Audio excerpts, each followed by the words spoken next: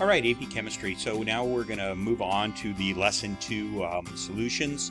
We'll deal with a subject that they could test you on. A quick question maybe is percent composition by mass. So it's taking a molecule or some kind of compound and saying what percent of it is a particular element. Now let's look at a water molecule, for example. If you draw a water molecule, it's like Mickey Mouse. So it's got two H's and an O, it's H2O. So if you took the percent composition by the number of atoms, then H would be 2/3. 2/3 of the water molecule is hydrogen, which is approximately equal to 67%. And if you did by O, then 1 out of 3 of the atoms, so there's 1, 2, 3 total atoms there, and one of them is oxygen. That's approximately 33%. So that's the percent composition by the number of atoms. But that's a meaningless number. That doesn't mean anything. What you want to know sometimes is what percent of the molecule is what element based on its mass, based on how heavy it is. So we kind of X that out because it doesn't really have any meaning. So what we can do is we can say we have two hydrogens, each has a mass of 1.01, and that's a total of 2.02. Oxygen has one oxygen at a mass of 16, that's 16, you add them, you get 18.02. So now if you want to know the percent composition by mass of hydrogen, you take the 2.02 over the total mass of the molecule, that's 18.02, you multiply it by 100%, and you get 11.1%. For oxygen, you take its mass and divide it by the total mass of the molecule and multiply that by 100%, and you get 88.9%. So that's how you do percent composition by mass. So let's go ahead and do that for CH4. Okay, so carbon, there's one carbon and it has a mass of 12.01.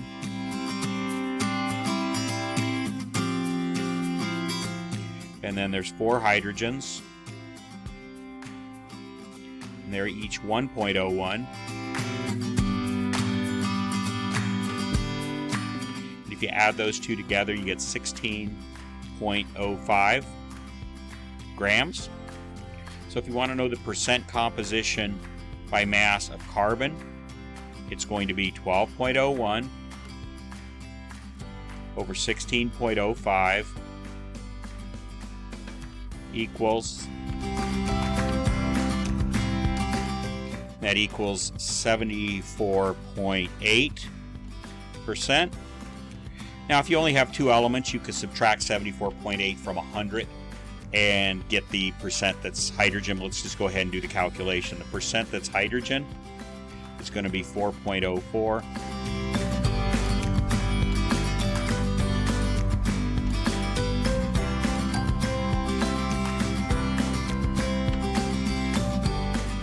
And that gives us 25.2%.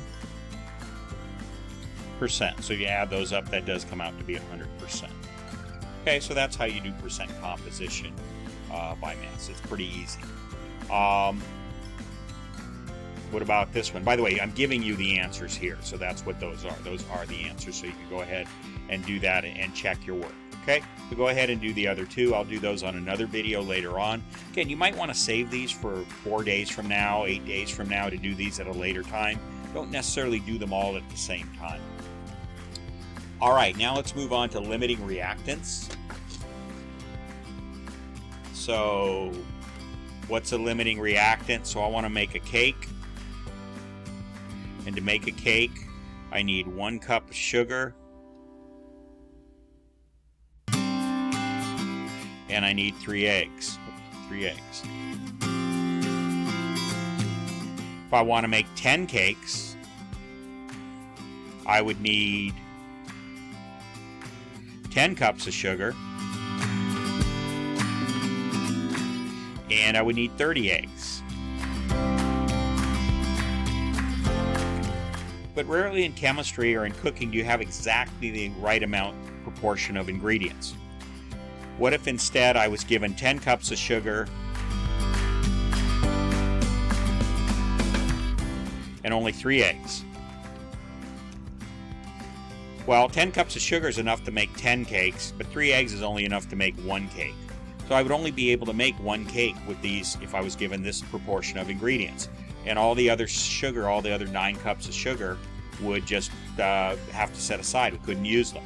So that's what limiting reactants deals with. It deals with the fact that you're not always given the exact right proportion. In fact, you almost never are, of the chemicals, and that something is going to run out first, which means that something else is going to be left over. It's going to have some excess. Okay, so let's go ahead and problem. How many moles of CO2 can be produced from 10 moles of C2H4 and 8.7 moles of O2? So first thing we have to do is balance the equation. You always have to balance an equation. An unbalanced equation does you no good in chemistry. So if we do that, let's see. We have 2 C's here and 1 here, so we're going to put a 2 there. Now I have 4 O's here. And let's see, I have 4 hydrogens and 2 here. So if I multiply that by 2, now my hydrogens are in balance. My carbons are in balance. And my oxygens, I have 4 here and I have 2 more here. 4 plus 2 is 6. So that means I have to put a 3 there. So the balanced reaction is going to be C2H4. 1 mole of that. And you don't have to put the 1. Traditionally, you don't do it, but I like to do it. I like to be sure I see that there's a number there. Okay, plus 3 O2. Oops, that's O2, not a Q. And then we've got 2 CO2. And then we've got 2 H2O. Let me just double check balances, balances, and balances. Okay, so there we go. So there's the equation. So what is the limiting reactant? Okay, so what we're going to do is we're going to set up a little, again, a little visual, a little kind of graphic organizer for this. And we are going to, let me do the work down here. So I'm going to write the equation again down here, because I need some space down below it to do this graphic organizer. All right, and what I'm going to do is I'm going to draw a box here and a box here. I'm going to draw a box here and a box here.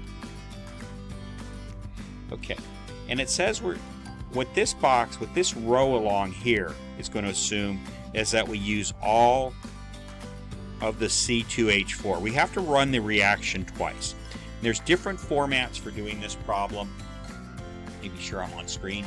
There's different formats for doing this, but they all boil down to the fact that you have to run the reaction twice and see what happens when each of the 2 reactants, C2H4 and O2, run out first, when they're used up first, and then see which reaction will actually work, which one's possible. So in the bottom row, I'm going to do a reaction where I use up all of the O2. Keep writing that like a Q. Let's try it again. All of the oxygen, O2 molecules. Okay, so now what you do is, this is the C2H4 column, and this is the C2H4 row.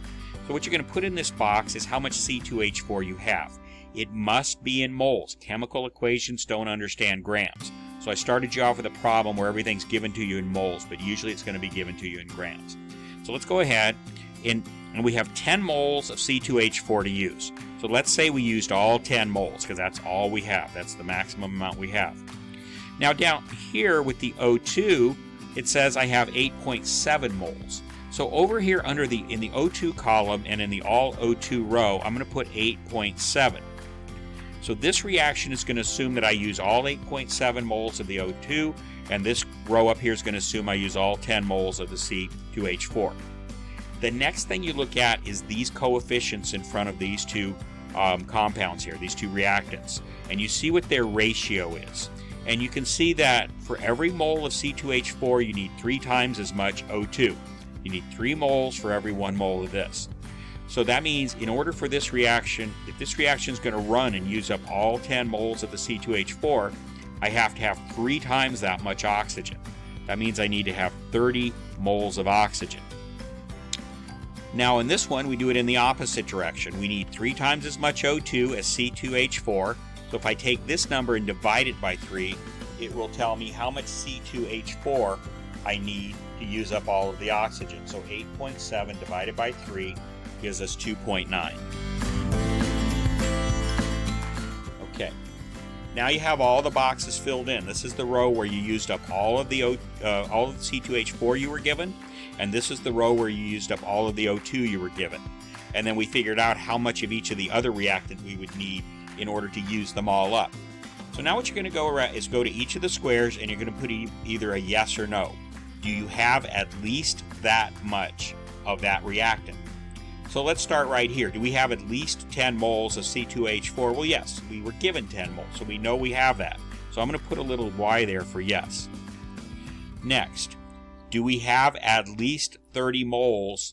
In order to burn all this, we're going to have 30 moles of O2. Do we have 30 moles? Well, no, not even close. We only have 8.7 moles of O2, so I'm going to put an N there.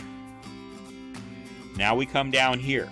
8.7 moles of O2. Now we're going to run this reaction and assume that we use up all of our O2. Do we have at least 8.7 moles of O2? Well, yes, that's what we were given, so we do have that. So I'm going to put a little Y there for yes. And finally, do we have at least 2.9 moles of C2H4? Because if we burn all the O2, we're going to need, it's going to use up that much C2H4. Do we have at least that? Well, yeah, we were given 10 moles of C2H4, so yes, we easily have 2.9 moles, so that's a yes. And it will always work out that 3 of the boxes will be yeses and 1 of them will be no. So what can you tell from that? Well, the row with the 2 yeses is the one that will actually work. You can actually burn all of those reactants there. 2.9 moles of C2H4 and 8.7 moles of oxygen. This reaction will not work. You can just lightly draw a line through it. Why? Because if to burn all 10 moles of C2H4, you've got to have 30 moles of oxygen, and you don't even have close to 30 moles. You only have 8.7 moles. Okay, so then what is the limiting reactant? The limiting reactant is the reactant in the column where the no is. The no is right here, and that's in the oxygen column. So it's asking that question right here, so we'll write that. I'll write that over here. I'll write it down here. O2 is the limiting reactant.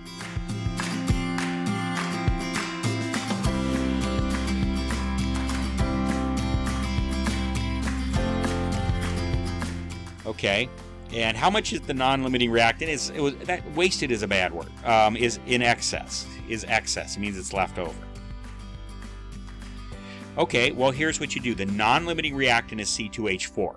Because if you're going to run this reaction here that we know we can run to completion, we only need 2.9 moles of C2H4, but we were given 10 moles.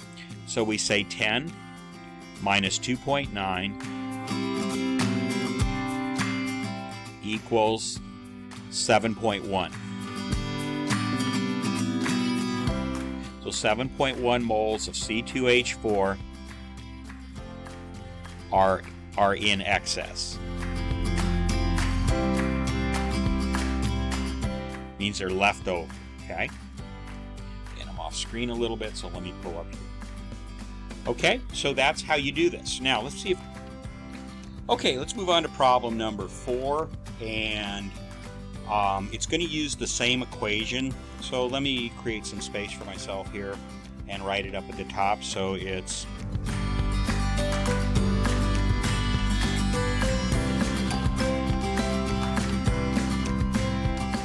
Okay, so there's the equation we're working with. So let's go ahead, and now we're going to have to do some conversions on this one. It says how many grams of CO2. So we're talking about grams. Chemical equations don't understand grams. They understand moles. So let's figure out how many moles is 5.82 grams of C2H4. So first of all, we need the molar mass of C2H4. So let's come over here and compute that.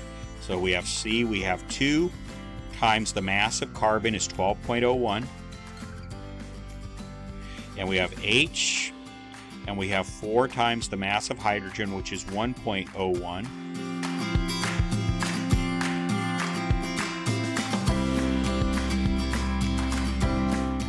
Okay. And CO2 would do it exactly the same way, 1 carbon and 2 oxygens. And I'm just going to shortcut to that one, but you can do that if you need to practice the calculation. That's going to be 44.01. So 1 mole of CO2 is 44.01 grams. 1 mole of C2H4 is 28.06 grams. Okay, so now we can figure out how many moles. Okay, so we have for C2H4, we have 5.82 grams.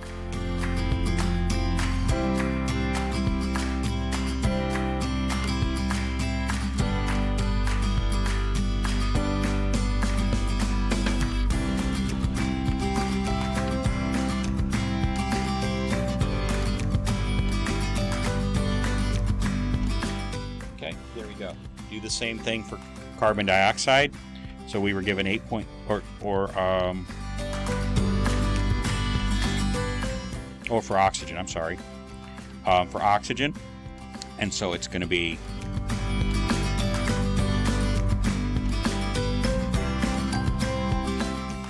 and the molar mass. Well, I did CO2 here. That was wrong. Okay, so I needed to do oxygen. So we do need to know this later on, actually, because we're going to want to know grams of CO2. But let me do, for this, I need grams of oxygen. So we happen to know O2 is 2 times 16. So it's 32. Okay? So 1 mole of O2. Okay, you get this off your periodic table, 16, and you multiply it by 2 because it's O2, is 32 grams.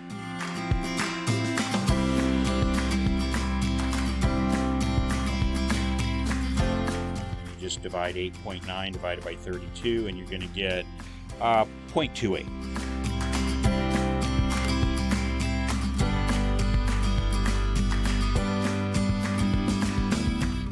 Okay, so now that we have moles of C2H4 and moles of O2, we can now go up to our equation up here.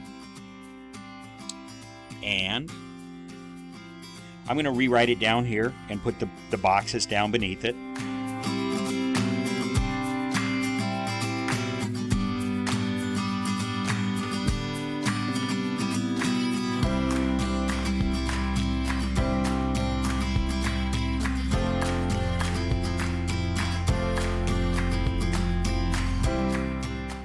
And then I'm going to do a reaction that's we're going to use all of the C2H4 that we have.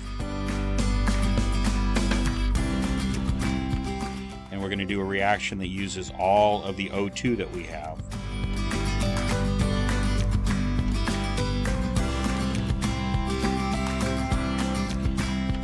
So each compound needs its own box, each row needs its own box. Okay, so we have 4 boxes. So now we're going to fill them in. So we were given, based on that number of grams of C2H4, we were given 0.21 moles of C2H4. So that's going to go here, 0.21. It's in the C2H4 column and the C2H4. So that means we're using all of the C2H4 right there. For oxygen, up here, it's 8.9 grams, which became 0.28 moles. So that's going to go here. If we used up all the oxygen, we'd be using up 0.28 moles. So you set those up. And we already know we have at least as much of both of these because that's how much we were given. So we're going to go ahead and put our yeses there right away. You can do that if you'd like. So now you need 3 times as much oxygen, and I keep writing that like a Q for some reason. 3 times as much oxygen as you have C2H4. So that means it's got to be, this number's got to be 3 times this number. If this is 0.21 moles, this is going to be 0.63 moles. And with this one, we divide by 3. And if you divide 0.28 by 3, you get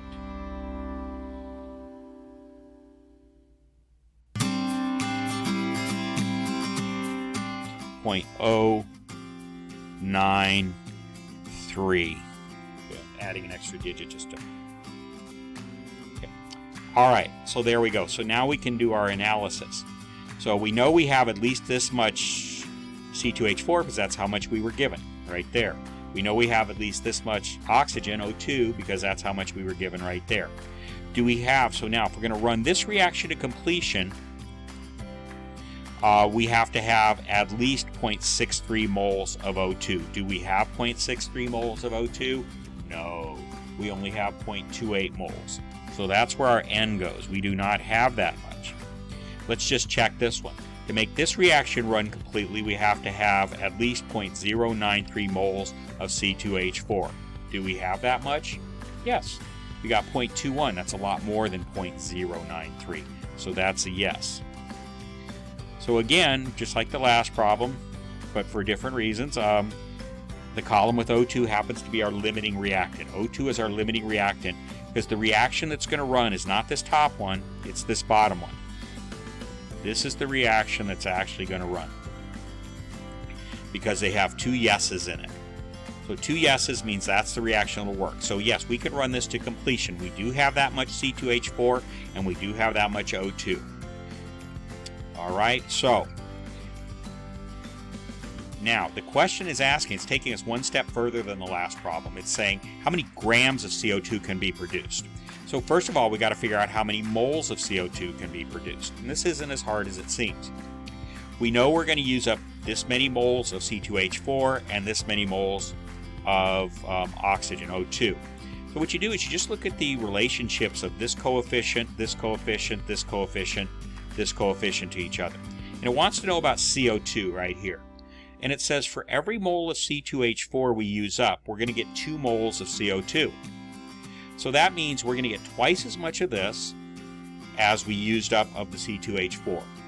So if we used 0.093 moles of C2H4, then that means down here we're going to end up with 0.186 moles of CO2. In other words, this number has to be twice that number because this number is twice that number. And we don't even have to think about this because this doesn't work. This one doesn't work. Okay, we could do the same for water. Notice water is also a 2-to-1 relationship, so it didn't ask us this, but as long as we're here, let's go ahead and write that in. That's also 0.186 because, again, this is twice this number. This is twice this number, so that's why. Okay, so now we figured out how many moles of CO2 we can make from this reaction. So now it's asking us for grams of CO2, so now we have to come back into our world. We're leaving the world of moles, and we're going to come back into our world. So we have 0.186, and I'm writing these answers all over. I'll answer these questions when we get done with everything. 0.186 moles of CO2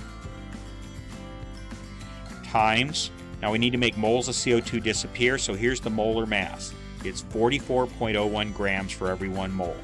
So it's 44.01 grams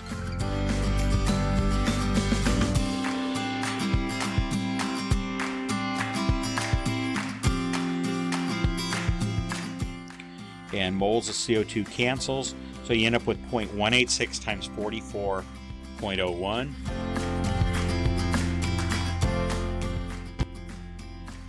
And what you get is 8.2 grams of CO2 is what you would get out of that reaction.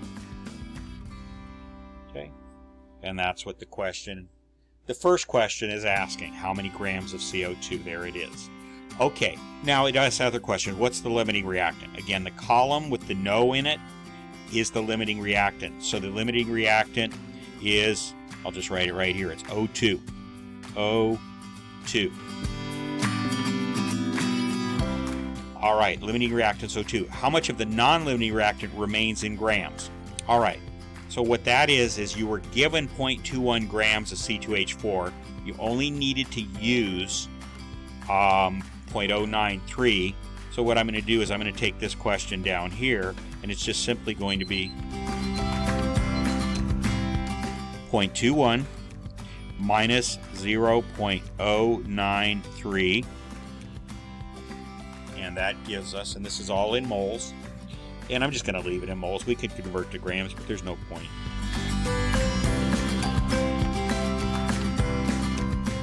And that gives us 0.117 moles of the excess reactant, which is C2H4. That's how much didn't get combusted. You still have that left in the tank for some later reaction. Okay, and that's how you do this. So study this. And we'll practice some more of these before the AP exam. This will get you a point. They're going to definitely ask you one of these on the test. Okay, and finally, the last type of problem we're going to deal with on this lesson is empirical formula. So what is an empirical formula? Well, let me go ahead. There is a video that I put together for you, a PowerPoint video, about 15 minutes. I'd like you to go ahead and watch that. You'll see some example problems, and that will help you to answer this. But empirical formula is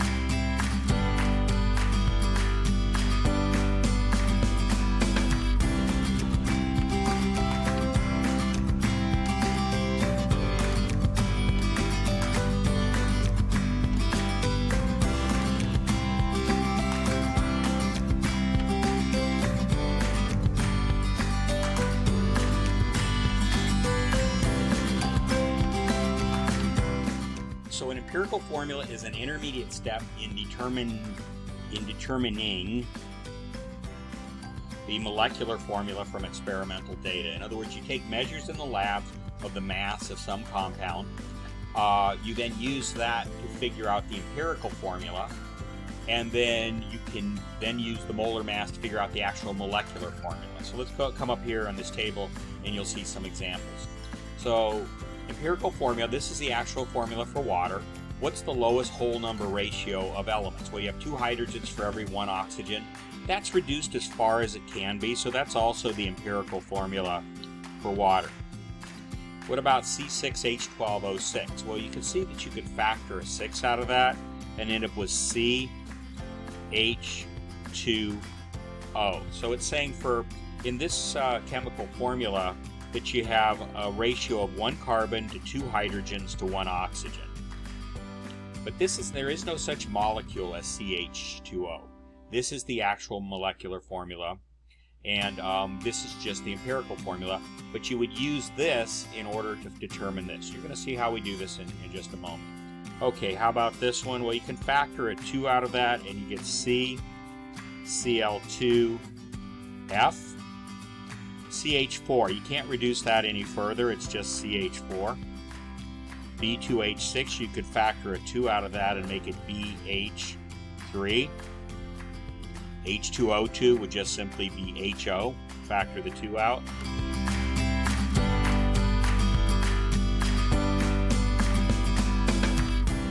Okay, so see if that's what you got, C2H3O, C2H5. And so those are the empirical formulas for these molecular formulas. Okay, so let's work some problems and see how this is used.